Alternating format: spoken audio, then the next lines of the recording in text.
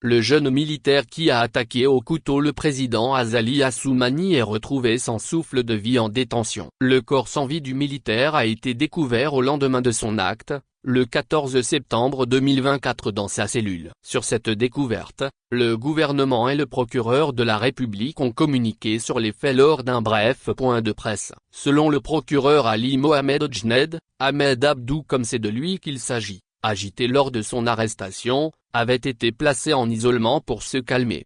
Le vendredi dernier, Azali Assoumani a été victime d'une attaque au couteau. Les blessures sont sans gravité. Il est ensuite revenu sur la découverte de son corps le lendemain matin. Les agents de la sécurité du président avaient immédiatement maîtrisé le jeune et l'avaient remis par la suite aux enquêteurs. Lorsque les enquêteurs se sont présentés ce matin, samedi, pour l'auditionner, ils l'ont trouvé allongé par terre et inanimé. Le médecin s'est présenté et après l'avoir examiné, il a constaté le décès. Aucune information sur les causes de sa mort n'a été donnée pour le moment. Lors de la conférence de presse, le ministre de l'Énergie, Aboubacar Saïd Enli, a rassuré sur l'état de santé du président, malgré son retour à l'hôpital vendredi soir et son absence publique, avant d'admettre à demi-mot qu'il est blessé à la tête. Il a été soigné. Il se porte bien. Il est chez lui. Et là où il a été atteint, les médecins qui le soignent ont réagi et des points de suture ont été faits. Le ministre ajoute que le président a été touché au niveau du cuir chevelu,